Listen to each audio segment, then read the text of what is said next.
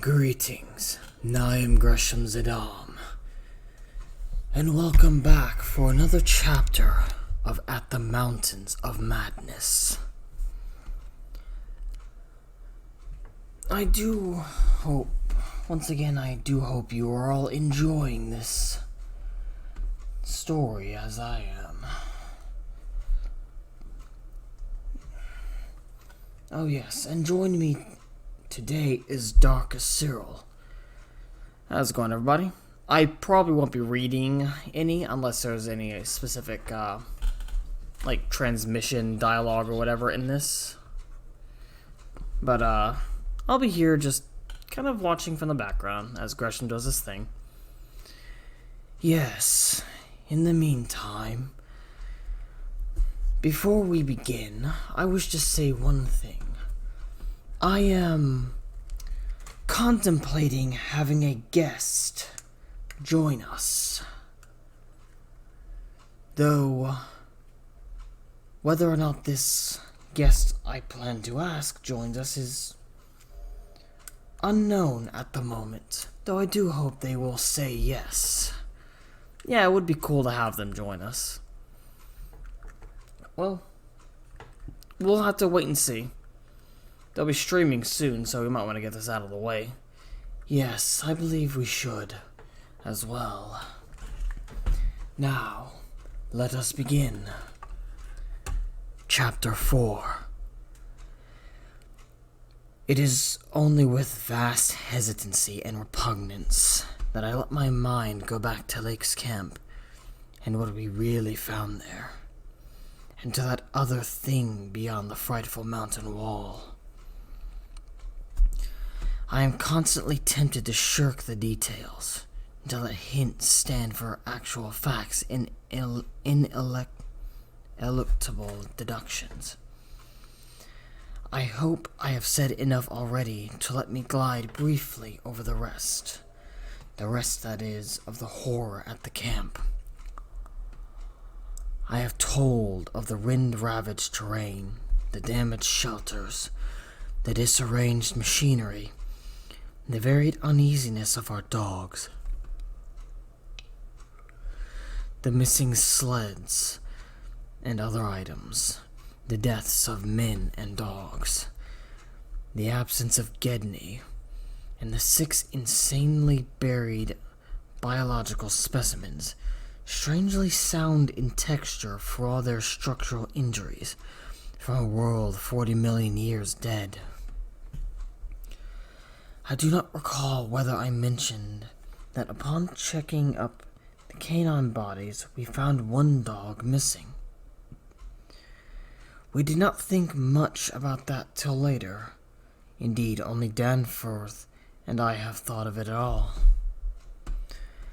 The principal things I have been keeping back relate to the bodies and to certain subtle points which may or may not lend a hideous and incredible kind of rationale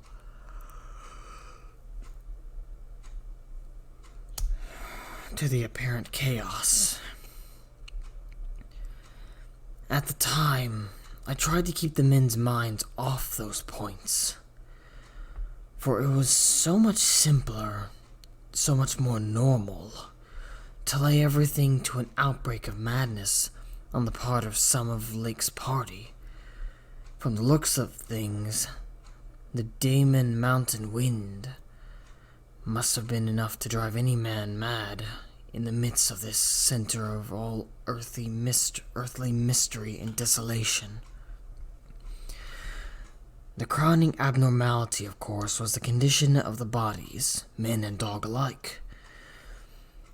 They had all been in some terrible kind of conflict, and were torn and mangled in fiendish and altogether inexplicable ways. Death, so far as we could judge, had in each case come from strangulation or laceration. The dogs had evidently started the trouble, for the state of their ill-built corral witnessed to its forcible breakage from within. It had been set some distance from the camp because of the hatred of the animals for those hellish Archean organisms. But the precautions seemed to have been taken in vain.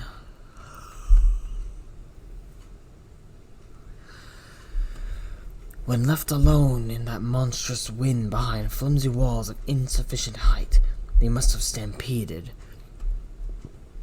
Whether from the wind itself or for some subtle increasing odor emitted by the nightmare specimens, one could not say. These specimens, of course, have been covered with a tent cloth, yet the low Antarctic sun had beat steadily upon that cloth, and Lake had mentioned that solar heat tended to make the strangely sound and tough tissues of the things relax and expand. Perhaps the wind had whipped the cloth from over them and jostled them about in such a way that their more pungent olfactory qualities became manifest despite their unbelievable antiquity.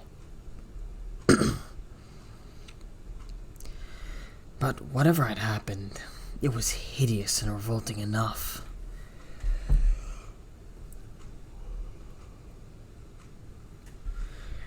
Perhaps I'd better put squeamishness aside until the worst at last. Though, with a categorical statement of opinion, based on the first-hand observations and most rigid deductions of both Danforth and myself, that the then missing Gedney was in no way responsible for the loathsome horrors we found. I have said that the bodies were frightfully mangled. Now I must add that some were incised and subtracted from in the most curious, cold-blooded, and inhumane fashion. It was the same with the dogs and men. All the healthier, fatter bodies, quadrupedal or bipedal, had most of their solid masses of tissue cut out and removed, as by a careful butcher, and around them was a strange sprinkling of salt, taken from the ravaged provisions chests on the plains, which conjured up the most horrible associations. The thing had occurred in one of the crude airplane shelters from which the plane had been dragged out, and subsequent winds had effaced all tracks which could have supplied any plausible theory. Scattered bits of clothing, roughly slashed from the human incision subjects, hinted no clues.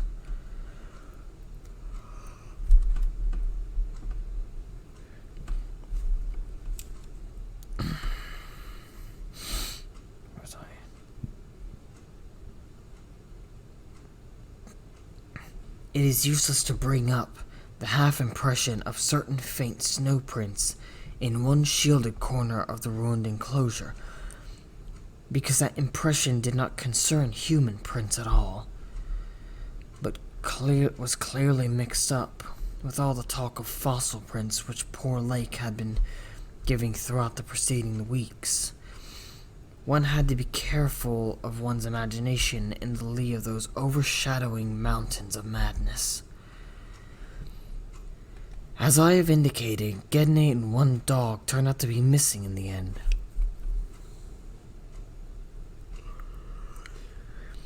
When we came on that terrible shelter, we had missed 2 dogs and 2 men. But the fairly unharmed dissecting tent, which were entered in after investigating the monstrous graves, had something to reveal. It was not as Lake had left it, for the covered parts of the primal monstrosity had been removed from the improvised table.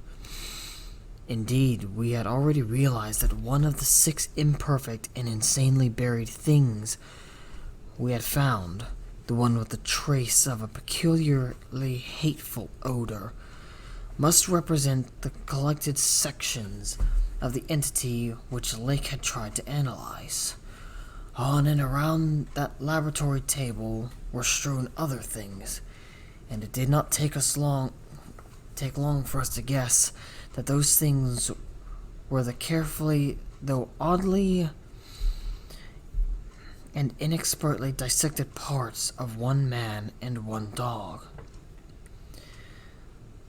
I shall spare the feelings of survivors by omitting mention of the man's identity.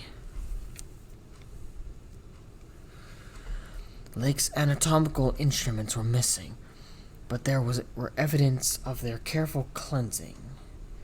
The gasoline stove was also gone. Through it, though, around it, we found a curious litter of matches. We buried the human parts beside the other 10 men, and the canine parts with the other 35 dogs. Concerning the bizarre smudges on the laboratory table, and on the jumble of roughly handled illustrated books scattered near it, we were much too bewildered to speculate.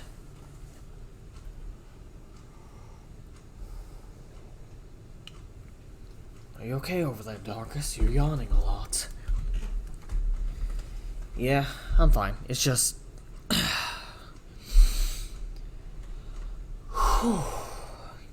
Need to get a little bit more air to my lungs.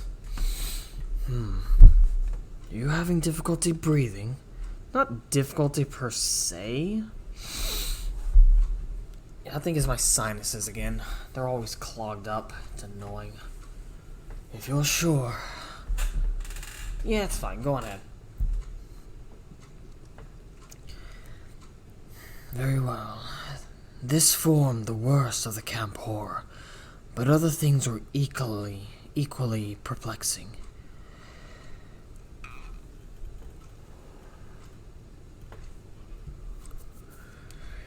The disappearance of Gedney, the one dog, the 8 uninjured biological specimens, the 3 sleds, and certain instruments, illustrated technical and scientific books, writing materials, electric torches, and batteries, food and fuel, heating apparatus, spare tents, fursuits, and the like, was utterly beyond sane conjecture, as were likewise the spatter-fringed ink blots on certain pieces of paper, and the evidence of curious alien fumbling and experimentation around the planes and all other mechanical devices,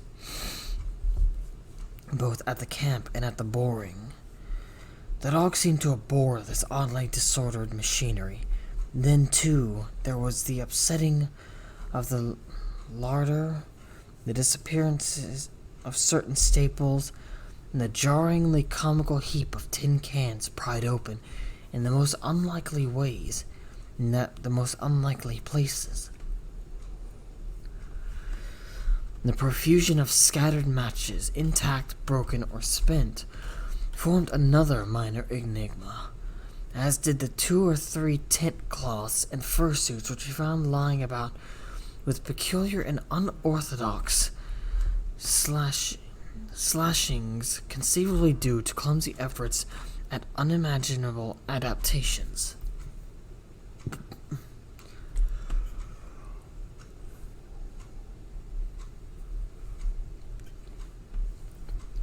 The maltreatment of the human and canine bodies, and the crazy burial of the damaged Archaean specimens,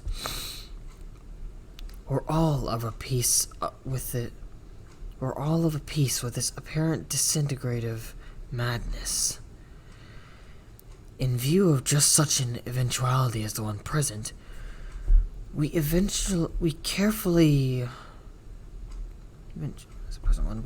photographed all the main evidences of insane disorder at the camp, and shall use the prints to buttress our pleas against the departure of the proposed Starkweather Moor expedition.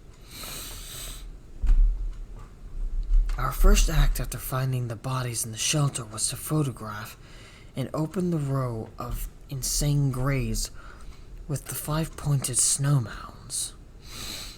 We could not help noticing the resemblance of those monstrous mounds with their clusters of grouped dots to poor Lake's description of the strange greenish soapstones And when we came on some of the soapstones themselves in the great mineral pile, we found the likeness very close indeed.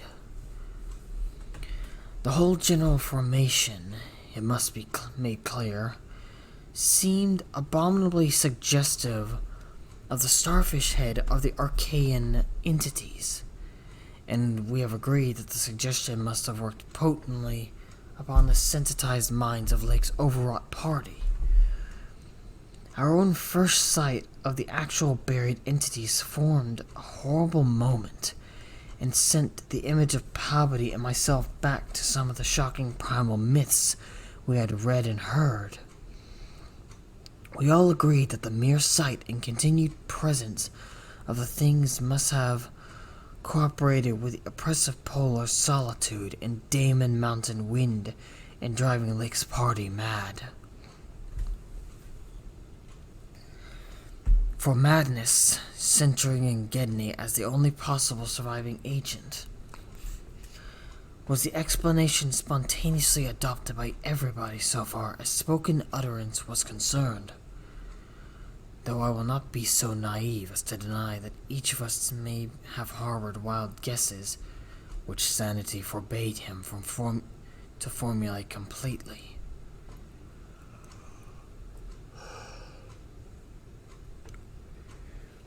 Sherman, Palpatine, and McTife made an exhaustive airplane cruise over all the surrounding territory in the afternoon, sweeping the horizon with field glasses in quest of Gedney and of the various missing things. But nothing came to light. The party reported that the Titan barrier range extended endlessly to right and left alike, without any diminution in height or essential structure. On some of the peaks, though, the regular cube and rampart formations were bolder and plainer, having doubly fantastic similitudes to Rorik's painted Asian hill ruins. The distribution of cryptical cave mouths on the black snow-denuded summit seemed roughly even as far as the range could be traced. In spite of all the prevailing horrors, we were left with enough sheer scientific zeal and adventurousness to wander about the unknown realms beyond those mysterious mountains. As our guarded messages stated, we rested at midnight after our day of terror and bafflement, but not without a tentative plan for one or more range-crossing altitude flights in a lightened plane with aerial camera and geologist's outfit, beginning the following morning.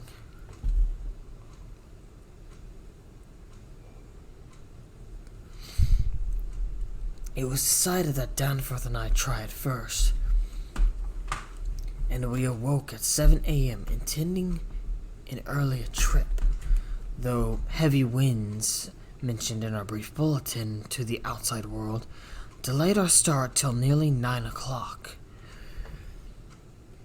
I have already repeated the non-committal story we told the men at camp, and relayed outside after our return 16 hours later.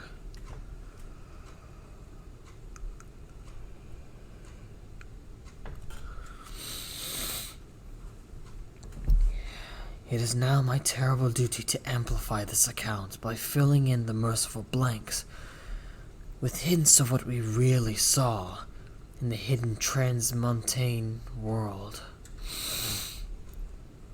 Hints of the revelation which have finally driven Danforth to a nervous collapse. I wish he would add a really frank word about the thing which he thinks he alone saw, even though it was probably a nervous delusion, and which was perhaps the last straw that put him where he is. But he is firm against that.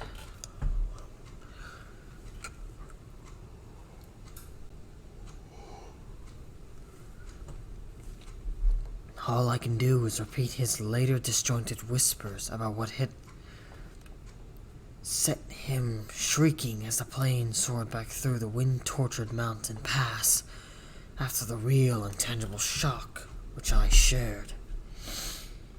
This will form my last word.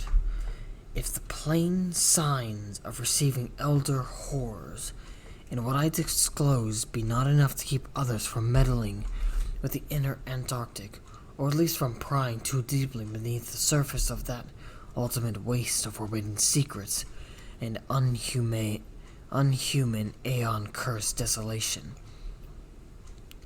the responsibility for unnameable and perhaps immeasurable evils will not be mine.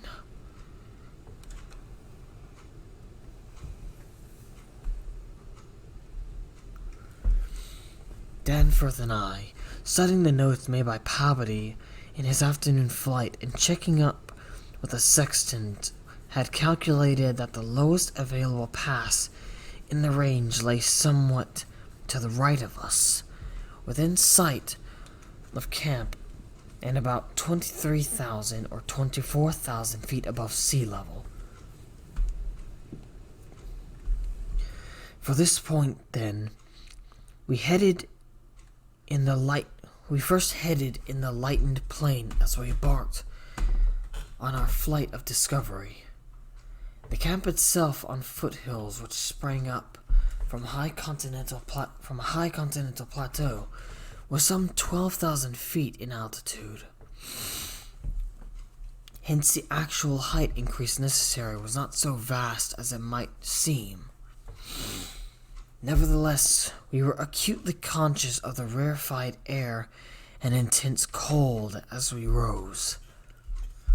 For on account of visibility conditions, we had to leave the cabin windows open. We were dressed, of course, in our heaviest furs. As we drew near the forbidding peaks, dark and sinister above the line of crevasse-riven snow and interstitial glaciers, we noticed more and more the curiously regular formations clinging to the slopes, and thought again of the strange Asian paintings of Nicholas Roerich. The ancient and wind-weathered rock strata fully verified all of Lake's bulletins, and proved that these hoary pinnacles had been towering up in exactly the same way since a surprisingly early time in Earth's history, perhaps over 50 million years.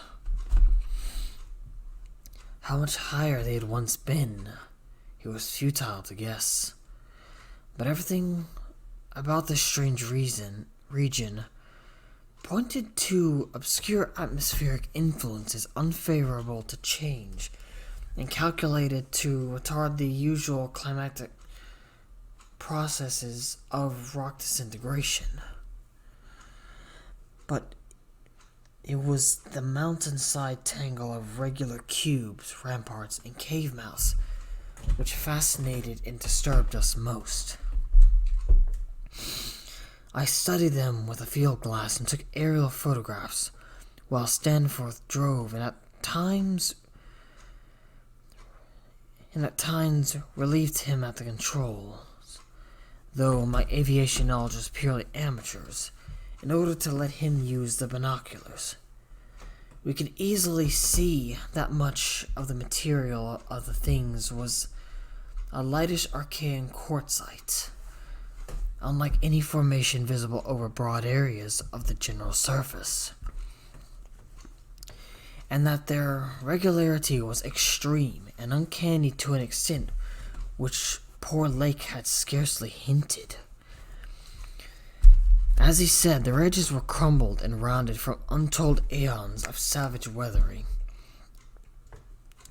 but their preternatural solidity and tough material had saved them from obliteration. Many parts, especially those closest to the slopes, seemed identical in substance with the surrounding rock surface. The whole arrangement looked like the ruins of Machu Picchu in the Andes, or the primal foundation walls of Kish, I believe, as dug up by the Oxford Field Museum expedition of 1929. And both Danforth and I obtained that occasional impression of separate cyclopean blocks which Lake had attributed to his flight companion Carol. How to account for such things in this place was frankly beyond me, and I felt queerly humbled as a geologist. Igneous formations often have strange regularities, like the famous Giant's Causeway in Ireland. But this stupendous range, despite Lake's original suspicion of smoking cones, was above all else non-volcanic in evident structure. The curious cave mouths, near which the odd formation seemed most abundant, presented another, albeit a lesser puzzle because of their regularity of outline. They were, as Lake's Bolton had said, often approximately square or semicircular, as if the natural orifices had been shaped to greater symmetry by some magic hand. Their numerous and wide distribution were remarkable, and suggested that the whole region was honeycombed with tunnels dissolved out of limestone strata. Such glimpses as we secured did not extend far within the caverns, but we saw that they were apparently clear of stalactites, and had stalactites and stalagmites. Outside, those parts of the mountain slopes adjoining the apertures seemed invariably smooth and regular.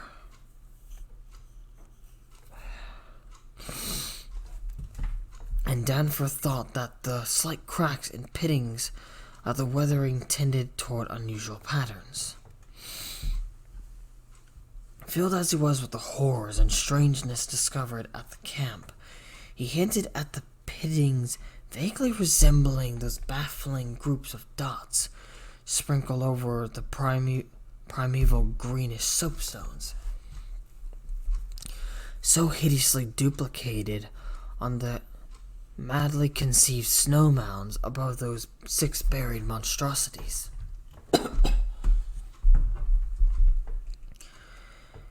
We had risen gradually in flying over the higher foothills and along toward the relatively low pass we had selected. As we advanced, we occasionally looked down at the snow and ice of the land route, wondering whether we could have attempted the trip with the simpler equipment of earlier days. Somewhat to our surprise, we saw that the terrain was far from difficult, as such things go, and that despite the crevices and other bad spots, it would have not been likely to deter the sleds of a Scott, a Shackleton, or an Amundsen. I think it's Amundsen. Some of the glaciers appear to lead up to wind-bared passes with unusual continuity, and upon reaching our chosen pass, we found that its case formed no exception. Our sensations of tense expectancy as we prepared to round the crest and peer out over an untrodden world can hardly be described on paper. Even though we had no cause to think the regions beyond the range essentially different from those already seen and traversed. The touch of evil mystery in these barrier mountains, and in the beckoning sea of opalescent sky glimpsed betwixt their summits, was a highly subtle and attenuated matter not to be explained in literal words. Rather, it was an affair of vague psychological symbolism and aesthetic association.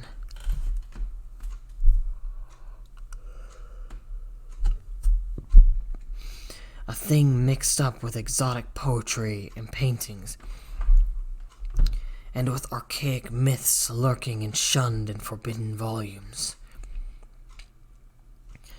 Even the wind's burden held a peculiar strain of conscious malignity. And for a second, it seemed that the composite sound included a bizarre musical whispering or piping over a wide range as the blast swept in and out of the omnipresent and resonant cave mouths.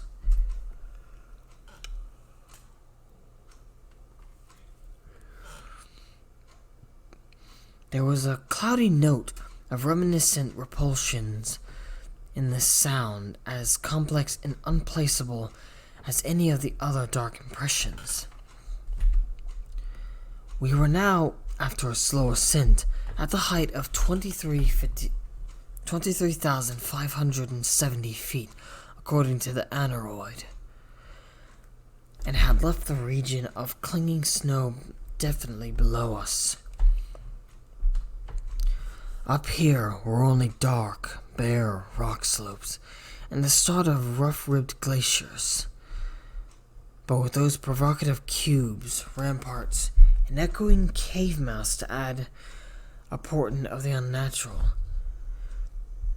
the fantastic and the dreamlike. Oh, that was continuation. Ramparts and echoing cave mouths to add a portent of the unnatural, the fantastic and the dreamlike. Looking along the line of high peaks, I thought I could see the one mentioned by Poor Lake, with a rampart exactly on top. It seemed to be half lost in a queer Antarctic haze. Such a haze, perhaps, as had been responsible for Lake's early notion of volcanism. The pass loomed directly before us, smooth and wind-swept between its jagged, malignly frowning pylons. Beyond it was a sky fretted with swirling vapors and lighted by the low polar sun. The sky of that mysterious farther realm upon which we felt no human eye had ever gazed. A few more feet of altitude, and we would behold that realm. Danforth and I, unable to speak except in shouts amidst the howling, piping wind that raced through the pass, and added to the noise of the unmuffled engines, exchanged eloquent glances, and then, having gained those last few feet, we did indeed stare across a momentous divide, and over the unsampled secrets of an elder and utterly alien Earth.